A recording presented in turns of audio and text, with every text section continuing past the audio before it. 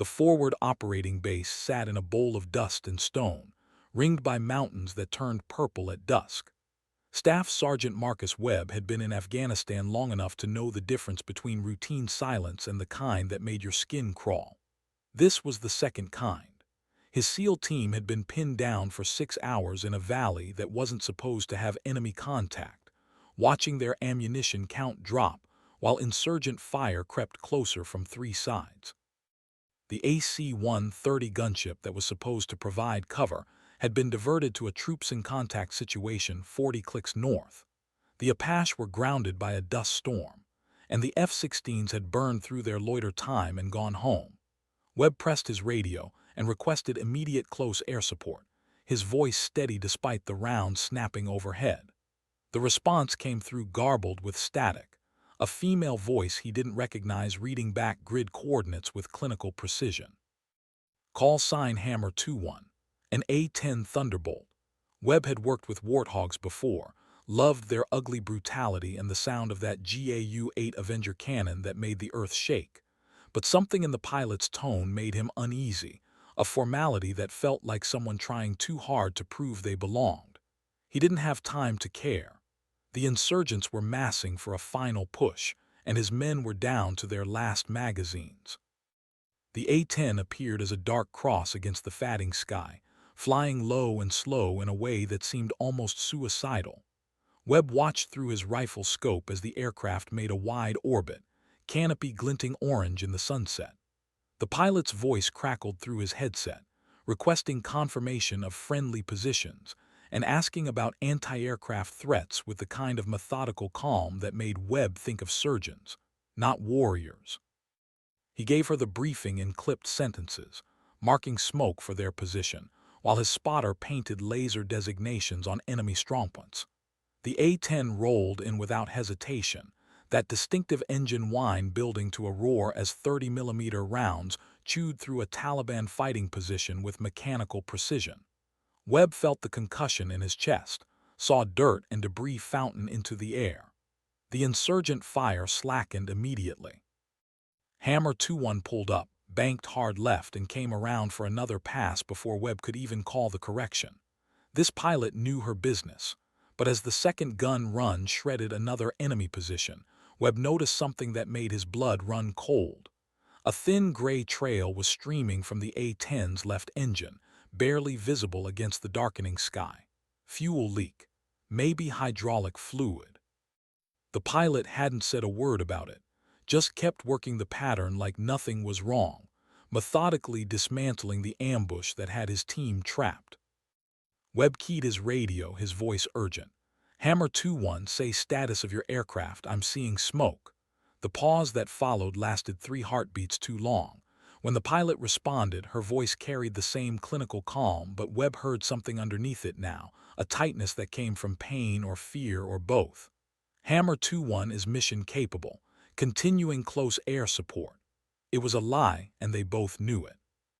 The A-10 came around for a third pass, lower this time, the fuel trail thickening into a visible stream that caught the last rays of sunlight like a contrail made of blood. The cannon roared again, walking fire across a tree line where muzzle flashes had been winking like angry stars. The insurgent attack broke. Men scattered into the failing light, abandoning their positions as the warthog's shadow crossed them like the hand of something vengeful and implacable. Webb's team used the chaos to move, bounding back toward the extraction point in fire team rushes while Hammer 21 orbited overhead, that fuel trail getting longer, darker, more obvious with every circuit. The pilot never complained, never asked for relief, just kept flying top cover while Webb's men ran for their lives across 200 meters of open ground. They made the rally point with enemy fire snapping at their heels, dove behind a low ridge, and watched the A-10 make one final pass, engines screaming defiance as the cannon ripped through the last organized resistance. Then the aircraft pulled up, gained altitude with agonizing slowness, and turned east toward the nearest airfield. The fuel trail behind it looked like a wound in the sky, a dark line that stretched toward the mountains and seemed to accuse the gathering night of something unforgivable. Webb stood there breathing hard, watching the A-10 disappear into the distance, and felt a complicated mix of gratitude and guilt settle in his chest like stones. He didn't know the pilot's name, didn't know her face or her story or what had put that iron calm in her voice. He just knew she'd saved his team's lives while her aircraft died around her, and that she'd never once mentioned she was flying a plane that should have been declared emergency and headed home. The SEAL team made it to the extraction landing zone just as the Chinook arrived, rotors beating the air into submission. As they loaded up, Webb kept scanning the horizon for some sign of the A-10, some indication of where it had gone or whether it had made it to safety. There was nothing, just the purple mountains and the first stars beginning to appear overhead like distant observers who'd seen everything and judged nothing. The flight back to base took 20 minutes. Webb spent it in silence, watching the desert slide past below, thinking about that fuel trail and the woman who'd kept flying anyway. When they touched down, he went straight to the Tactical Operations Center and demanded to know the status of Hammer 2-1. The duty officer looked up from his computer screen with the expression of someone who'd been waiting for exactly this question. The A-10 had made it to Bagram barely, landing with one engine shut down and the other coughing its last breath, hydraulics failing, fuel tanks reading empty. The pilot had walked away, not a scratch on her. The aircraft was being written up for battle damage, likely headed for depot maintenance or the boneyard, depending on what the inspectors found. Webb asked for the pilot's name. The duty officer hesitated, then wrote it on a scrap of paper and slid it across the desk. Captain René Vasquez. Call sign Hammer. Webb stared at the name, committing it to memory, feeling like he owed something he couldn't quite articulate. He asked where she was now. The duty officer shrugged, probably getting debriefed, probably getting chewed out for not declaring an emergency sooner, probably being told she was reckless and lucky and should have turned back the moment she took damage. Webb folded the paper, put it in his pocket, and walked out into the night. He found her 2 days later in the dining facility, sitting alone at a corner table with a cup of coffee and a 1,000-yard stare that Webb recognized from his own mirror. She was smaller than he'd expected, dark hair pulled back in a regulation bun, flight suit rumpled from too many hours in a cockpit. There was a Purple Heart ribbon on her chest that looked new, and when she lifted the coffee cup, Webb saw her hand shake just slightly. He approached carefully, announced himself, explained who he was and what he wanted to say. Captain Vasquez looked up at him with eyes the color of storm clouds and waited. Webb told her the truth, that she'd saved his team, that he'd seen the fuel leak and known she was flying a dying plane, that he wanted to thank her and understand why she hadn't turned back. Vasquez was quiet for a long moment, fingers wrapped around the coffee cup like she was trying to draw warmth from it. When she spoke, her voice was softer than it had been on the radio, almost gentle. She said she'd heard the desperation underneath Webb's calm when he called for support. Said she'd recognized the sound of men who were out of options and out of time. Said she'd made a choice about what mattered more, her aircraft or their lives, and that choice hadn't been difficult at all. Webb sat down across from her without asking permission. He asked about her call sign, Hammer. Vasquez's mouth quirked in something that wasn't quite a smile. It had been given to her by her first squadron commander, a man who'd thought women had no business flying attack aircraft and had assigned her the most ridiculous call sign he could imagine, expecting her to quit or fail or prove him right somehow. But Vasquez had taken the name and made it mean something else. She'd become the hammer that fell when everything else had missed. The pilot who showed up when situations were desperate and options were gone. The one who hit hard and didn't quit until the mission was complete. The commander had rotated out years ago, probably bitter about being wrong. Vasquez was still flying, still being the hammer, still making that call sign mean exactly what she decided it would mean. Webb studied her face, seeing the fatigue there, the weight of decisions made in split seconds with incomplete information and lives hanging in the balance. He asked how many missions she'd flown. Vasquez shrugged, lost count somewhere after 200. Webb asked how many times she'd taken battle damage. Another shrug, enough to know what the aircraft sounds like when it's dying, enough to know the difference between damage you can fly through and damage that will kill you. The fuel leak had been borderline, she admitted. Could have gone either way. She'd made the call to stay because leaving would have meant watching Webb's team get overrun, and that wasn't acceptable. They talked for an hour, trading stories the way combat veterans do, each trying to give the other permission to carry whatever weight they were carrying. Vasquez told him about growing up in El Paso, about a father who'd been a crop duster and a mother who'd been a teacher, about wanting to fly since she was 6 years old and seeing an A-10 at an air show.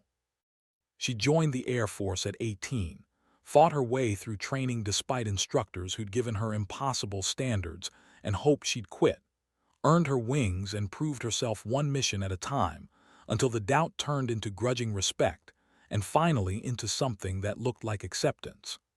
But she still felt it sometimes, that edge of skepticism when she checked in with a ground controller, that moment of hesitation before they trusted her with their lives.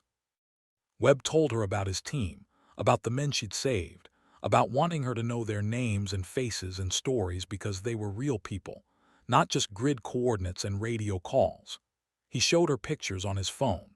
Young faces, serious eyes, the kind of men who'd volunteered for the hardest jobs and kept volunteering even after they'd seen what those jobs cost. Vasquez studied each picture carefully, committing them to memory like she was accepting responsibility for something sacred. When Webb left, he shook her hand and told her if she ever needed anything, anything at all, she had a friend in the SEAL community. Vasquez thanked him quietly, and Webb walked away feeling like he'd witnessed something important without quite understanding what it was. He didn't know then that their paths would cross again. Didn't know that Captain René Vasquez would become a legend in certain circles, the kind of pilot other pilots told stories about when they wanted to remember why they'd chosen this life. He just knew that he'd met someone who understood the weight of the uniform and wore it with a dignity that made him want to be better at his own job. The war went on.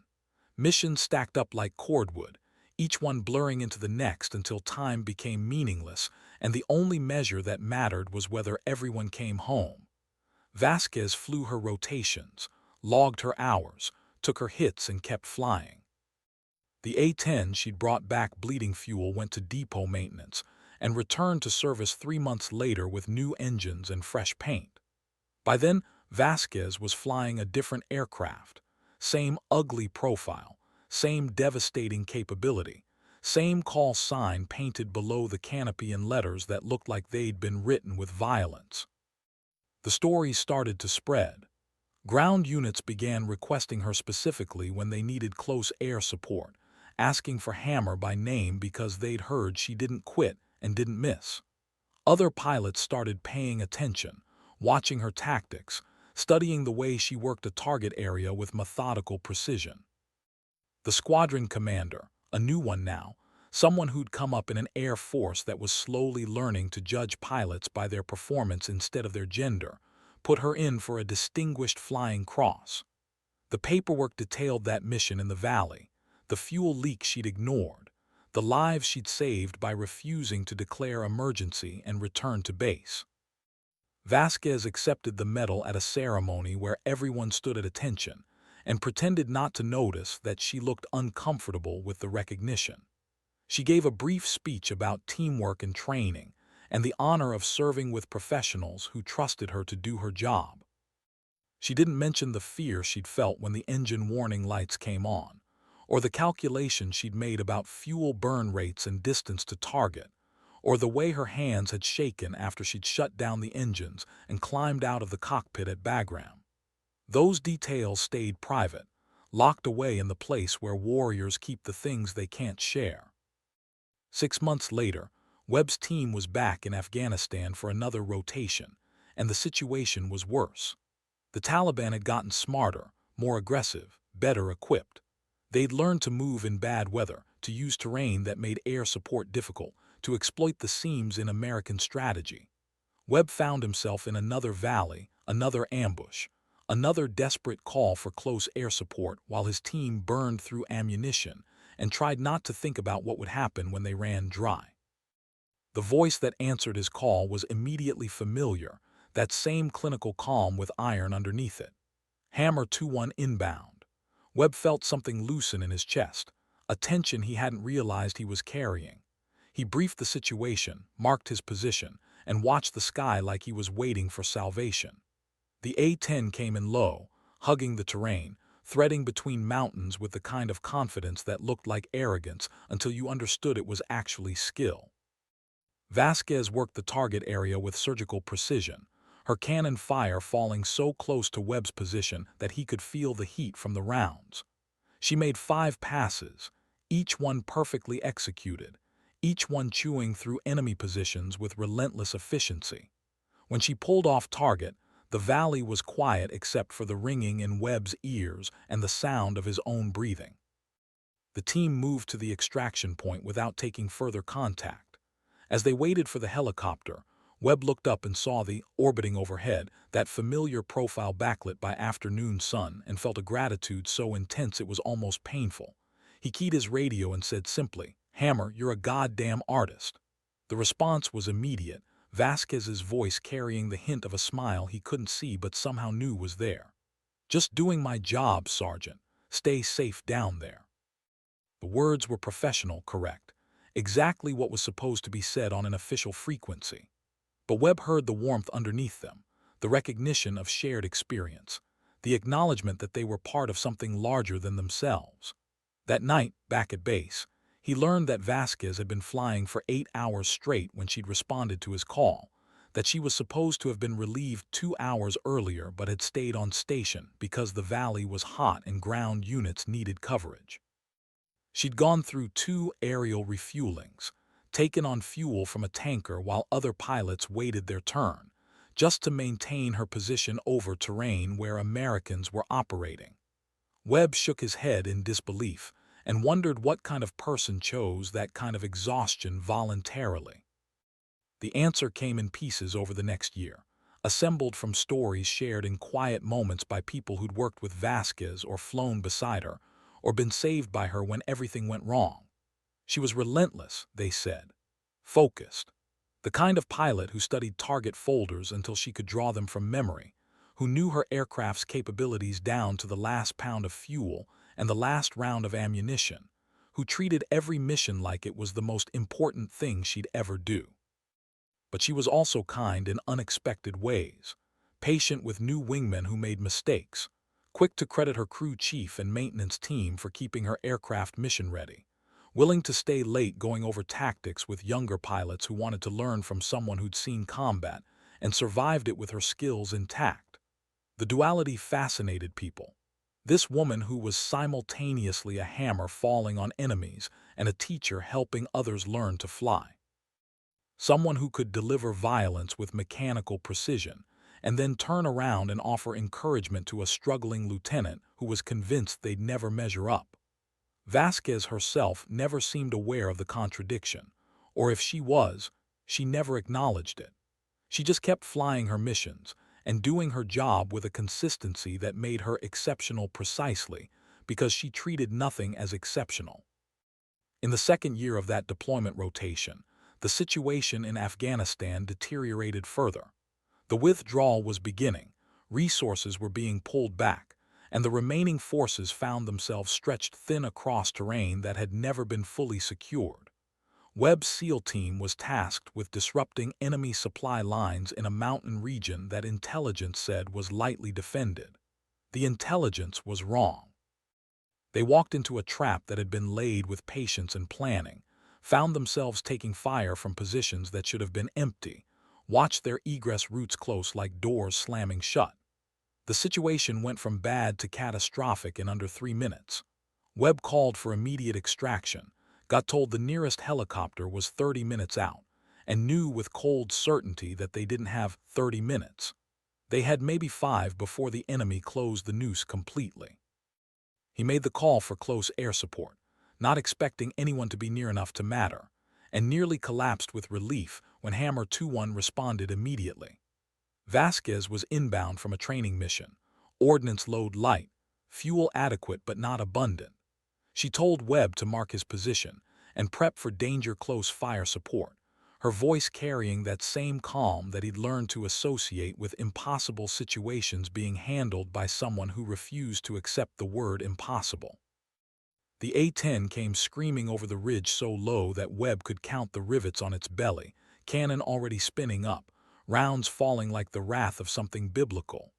The enemy positions that had them pinned simply ceased to exist, replaced by smoke and debris and silence. Vasquez pulled up, banked hard, came around for another pass without waiting for instructions. Webb didn't have time to feel relief. He was already moving, getting his team up and running, using the precious seconds Vasquez was buying them to reach a position that could be defended. The A-10 made 6 passes, each one closer than the last, each one putting Vasquez directly in the engagement zone where small arms fire and possibly man-portable air defense systems could reach her. Webb heard something impact the aircraft on the 4th pass, a hollow thunk that carried through the radio, followed by Vasquez's voice announcing minor damage and continuing attack. Minor damage. Webb wanted to scream at her to break off, to save herself, but he knew she wouldn't listen.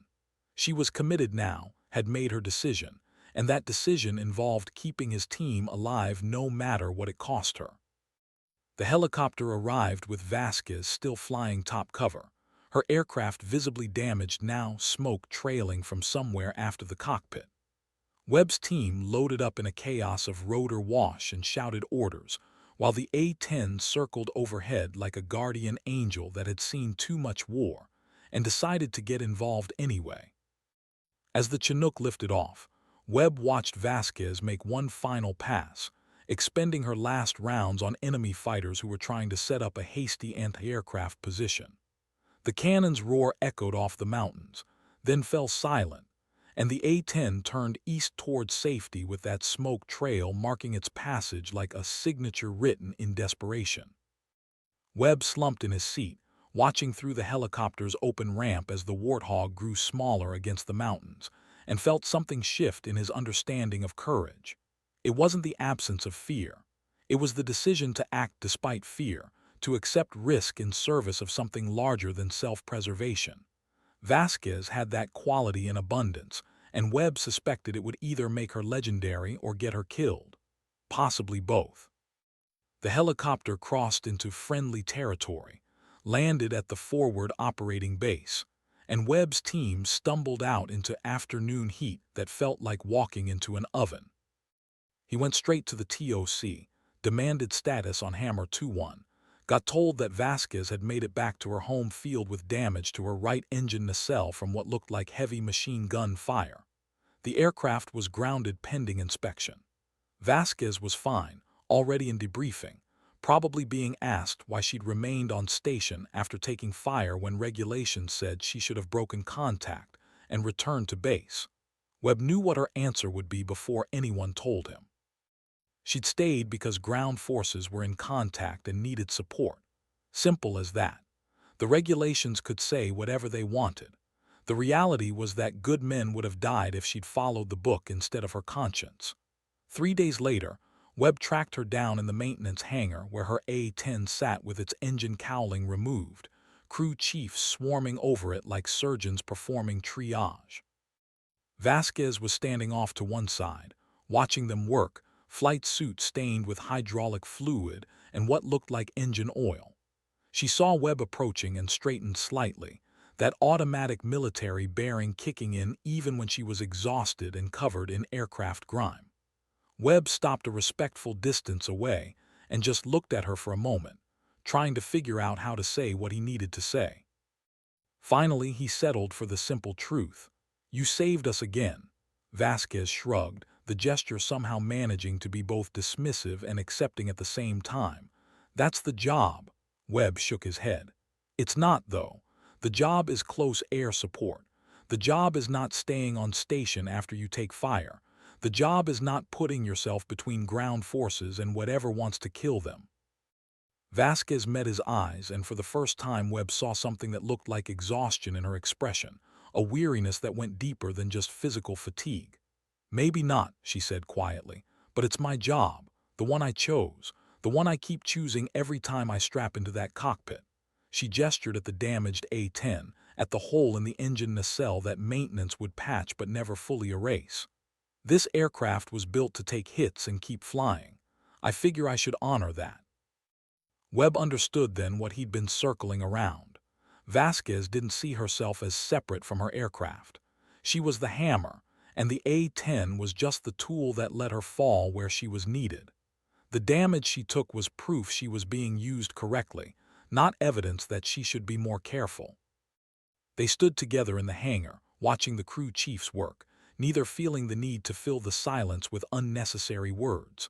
Eventually, Vasquez asked about Webb's team, wanted to know if everyone had made it back intact. Webb ran through the roster, confirmed they were all accounted for, minor injuries only. Vasquez nodded, satisfied, and some of that exhaustion seemed to lift from her shoulders. Webb realized that this was what mattered to her most. Not the medals or the recognition or the respect she'd earned from people who'd initially doubted her capability. Just the knowledge that her choices had kept people alive, that the risks she took had meaning beyond the moment, that somewhere, men who might have died were going home to their families because she'd been there when it mattered. The thought was both humbling and terrifying. Webb had met plenty of warriors who were good at their jobs, who performed with competence and courage when circumstances demanded it. But Vasquez was something else. She was someone who'd chosen this life with open eyes, who knew exactly what it cost and paid that price anyway, who measured success not in missions completed but in lives preserved. It was a kind of dedication that bordered on the sacred, and Webb found himself hoping she'd survive long enough to retire because the alternative was too painful to consider. The deployment wound down. Webb's team rotated home. Vasquez stayed, flying her missions, taking her hits, building a reputation that spread beyond the Air Force into the wider military community. Soldiers started mentioning her in after-action reports.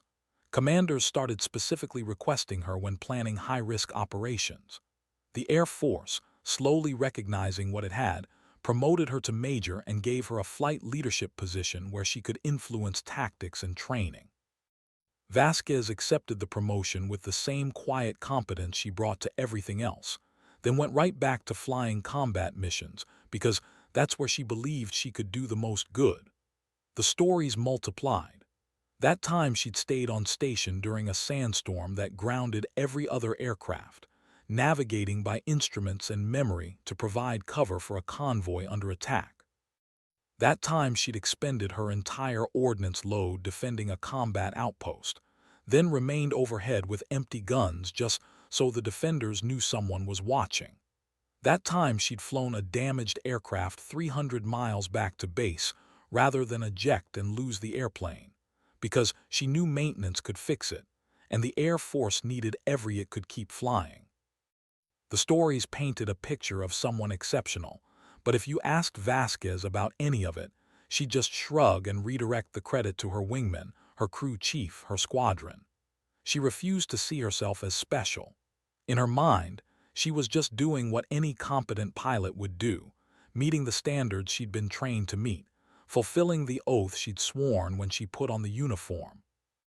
The fact that her standards were higher than most people's, that her competence was several levels beyond adequate, that her commitment bordered on the obsessive, none of that registered as anything unusual in her own assessment. She was just Hammer, the call sign that had started as mockery and become something else entirely through sheer force of will and repeated proof that underestimating her was a mistake you only made once. Back in the States, Webb had returned to his team and resumed the training cycle that filled the gaps between deployments. But he couldn't stop thinking about Vasquez, about that combination of skill and sacrifice he'd witnessed. He started asking questions, talking to other ground personnel who'd worked with her, piecing together a more complete picture of who she was and what she'd done. The picture that emerged was stunning in its consistency. Everyone had a story. The Marine forward air controller who'd worked with her during a compound clearing operation and watched her put ordnance through a window to take out a machine gun nest without damaging the surrounding buildings. The Army helicopter pilot who'd seen her drive off an enemy counterattack with nothing but gun runs and sheer presence, buying time for a medical evacuation to extract wounded. the Air Force combat controller who'd coordinated her strikes during a nighttime raid and been amazed at her ability to hit targets in total darkness using nothing but coordinates and trust. They all used the same words: professional, precise, relentless. And underneath those words was something else, a recognition that Vasquez represented something important about what it meant to serve. She wasn't serving for glory or recognition or career advancement. She was serving because people needed her to be good at this specific thing, and she decided being good at it was the most meaningful thing she could do with her life. It was a purity of purpose that was increasingly rare, and everyone who'd witnessed it felt changed by the encounter. Webb started keeping notes, thinking maybe someone should document this, preserve it somehow before it was forgotten or distorted by time and fading memory. 2 years after that first mission in the valley, Webb found himself back in Afghanistan for what everyone knew would be one of the final rotations before complete withdrawal. The war was ending, not with victory but with exhaustion, both sides worn down by years of violence that had solved nothing and cost everything. The missions had changed. Now they were about covering the retreat, protecting convoys as they moved toward extraction points, making sure the withdrawal happened in good order rather than chaos. Webb's team was tasked with providing security for a forward operating base that was being dismantled, ensuring no enemy interference while soldiers packed up equipment and prepared to leave ground that had been purchased with blood and would now be abandoned to whoever wanted it most. The base sat in a valley that had been contested for a decade, changing hands multiple times. Its runway cratered and repaired so many times the asphalt looked like a patchwork quilt made by someone who'd given up on aesthetics and focused purely on function. Webb walked the perimeter on their first night there, looking at the mountains that surrounded them, and felt a cold premonition settle in his gut like bad food. The attack came 3 days later, just before dawn when the light was uncertain and aim was difficult. Mortars first, walking across the base in a pattern that spoke of careful reconnaissance and planning. Then small arms fire from multiple positions in the surrounding hills, not enough to overrun the base, but enough to pin down anyone trying to move. The Taliban wanted to make this messy, wanted to inflict casualties during the withdrawal so they could claim victory and humiliate the Americans on their way out. Webb's team moved to defensive positions, returning fire, calling for support. The response was immediate but not promising. Most air assets had already been pulled back to main operating bases. The few helicopters still in theater were committed to other missions. Close air support would have to come from strike fighters transiting through the area, and those were minimum 30 minutes out. Webb did the math, looked at the intensity of fire they were taking, and knew 30 minutes might as well be 30 hours. They needed help now. The radio crackled, that familiar voice calm and clinical cutting through the chaos like a knife through fog. Any station, this is Hammer 2-1 monitoring this frequency. I'm 10 minutes out with a full combat load. Send your traffic. Webb actually laughed, the sound coming out harsh and disbelieving. He keyed his radio and gave Vasquez the briefing, talking fast, laying out the tactical situation while mortars continued to fall and his team continued to burn through ammunition. Vasquez acknowledged with that same unshakable calm, told him to mark his positions and stand by for immediate close air support. Webb complied, then warned her that the enemy had been using anti-aircraft weapons in this valley, that coming in low was dangerous. Vasquez's response was immediate and final. Understood. Commencing attack run. The A-10 appeared against the dawn sky like something mythical, backlit by the rising sun, that distinctive silhouette unmistakable even at a distance. Webb watched it roll into a dive, nose dropping toward the earth, cannon spinning up with a sound that seemed to compress the air itself. The gun run was perfect. 30mm rounds walked through an enemy mortar position with surgical precision, turning equipment and personnel into scrap and memory. Vasquez pulled up, banked hard right, came around for another pass before the smoke had cleared. Webb directed her fire, called out targets as they revealed themselves, watched the A-10 work across the battlefield like a scythe cutting wheat. The enemy fire slackened but didn't stop. They were dug in, had prepared positions, weren't going to be routed by a single aircraft no matter how effectively it was being employed. Vasquez seemed to understand this intuitively. She changed tactics, switching from precision strikes to area suppression, using her presence and the threat of her cannon to keep enemy heads down while the base's defenders repositioned and reinforced weak points in the perimeter. It was a calculated gamble, trading her own safety for time, accepting increased risk to achieve the mission objective. Webb watched her make pass after pass, each one bringing her closer to the ground, each one exposing her to more potential threats, and felt his admiration mixed with a growing dread. She was doing it again, putting herself between the danger and the people she'd sworn to protect, and this time the danger was more organized and better equipped than anything he'd seen her face before.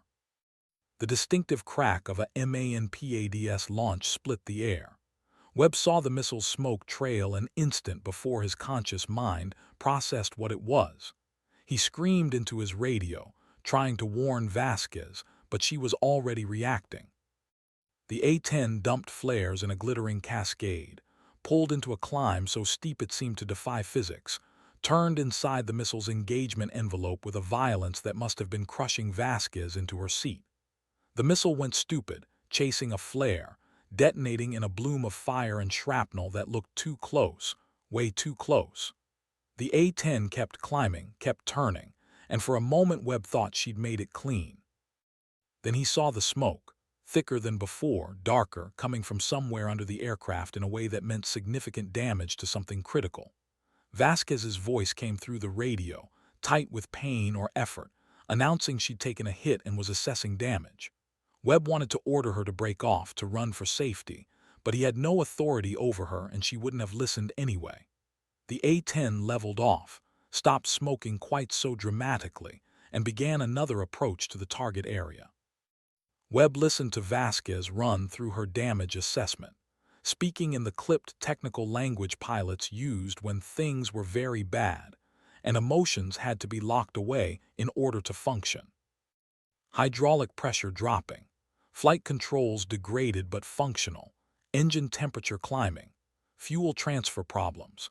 It was a litany of failures that should have resulted in immediate emergency procedures and egress from the combat zone. Instead, Vasquez announced she was continuing the mission and made another gun run, this one ragged around the edges, the aircraft not responding quite right, but still delivering ordnance on target with devastating effect. Webb watched in horrified awe as she made two more passes, each one more labored than the last, the A-10 visibly struggling now, trailing smoke that turned the sky behind her into something that looked like a morning veil. The enemy fire finally stopped, not because they were out of ammunition, but because they were out of courage. Something about watching that damaged aircraft continue to attack, continue to fall on them like the hammer its call sign promised, broke whatever motivation they'd had. They withdrew, melting back into the mountains, leaving their dead and their equipment behind in their haste to escape that relentless presence. Vasquez made one final orbit, confirming the enemy had broken contact, then announced she was departing the area and requested emergency landing clearance at the nearest suitable airfield. Her voice had changed. The clinical calm was still there, but underneath it Webb could hear pain now, clear and unmistakable. He asked if she was hit, if she needed medical, got back a response that was just slightly too delayed and too carefully controlled. She was fine. Aircraft was the problem. She could fly it. Just needed to get it on the ground soon. Webb knew she was lying but couldn't do anything about it. He could only watch as the A-10 turned east, losing altitude slowly, smoke trail marking its passage, and hope that she'd make it to safety before whatever was failing failed completely. The base fell silent except for the ringing aftermath of combat and the voices of men checking on each other, confirming everyone was intact. Webb's team had taken no casualties. The base was secure. The withdrawal could continue as planned. All of it purchased by one pilot flying a dying aircraft who'd refused to quit when quitting would have been reasonable and staying was nearly suicidal. Webb stood there in the growing light, covered in dust and cordite residue, and felt something that was part gratitude and part rage. Gratitude that Vasquez existed, that she'd been close enough to respond, that her skill and courage had saved them again. Rage that the system kept putting her in these positions, kept relying on her willingness to sacrifice, kept using her up like she was an expendable resource rather than an irreplaceable human being. The morning passed in a blur of activity: perimeter security, damage assessment, casualty reports that mercifully listed only minor injuries. Webb moved through it all on autopilot, his mind elsewhere, stuck on an image of that smoke trail leading east toward an uncertain outcome. He got word 3 hours later. Vasquez had made it to Bagram barely, landing with the aircraft on fire, engines shut down, emergency crews foaming the runway before she'd even stopped rolling. She'd walked away again, though this time she'd been taken straight to the medical facility for evaluation. The A-10 was destroyed, damage too extensive for repair, fuselage cracked in places that made the maintenance crew shake their heads in disbelief that she'd flown it at all. Webb read the report and felt cold. She'd been flying a plane that was actively disintegrating, holding it together through skill and will, buying his team the time they needed while her own margin for error approached zero. It was the kind of heroism that got people killed, and the fact that she'd survived seemed more like luck than judgment. He put in for emergency leave, pulled strings he didn't know he had, and 48 hours later was at Bagram walking into a hospital room where Major René Vasquez sat in a bed looking small and human in ways that contradicted everything he knew about her. She had bandages on her left arm where shrapnel had apparently found its way through the cockpit canopy. Her flight suit had been replaced with medical scrubs. Her dark hair was loose around her shoulders instead of pulled back in its usual severe bun. She looked up when Webb entered, and for just a second he saw something raw in her expression before she locked it away behind professional courtesy. "Sergeant Webb," she said, voice rough like she'd been breathing smoke. "You didn't have to come all this way." Webb sat down in the chair beside her bed without being invited. "Yeah, I did," he said simply. "You saved my team 3 times now. I needed to know you were okay." Vasquez looked away, out the window where the afternoon sun was turning the mountains into silhouettes against golden light. "I'm fine," she said, which was obviously untrue but also possibly the only answer she knew how to give. They sat in silence for a while, the kind of comfortable quiet that only happens between people who have shared something significant. Eventually, Webb asked the question that had been haunting him since that first mission in the valley years ago. "Why do you keep doing it? Taking the risks, staying on station, flying aircraft that should be grounded. You've got nothing left to prove. Everyone knows you're the best at this." Vasquez was quiet for so long Webb thought maybe she wasn't going to answer. When she finally spoke, her voice was soft, almost contemplative. "My father used to say that the measure of a person isn't what they do when people are watching, it's what they do when nobody would know the difference.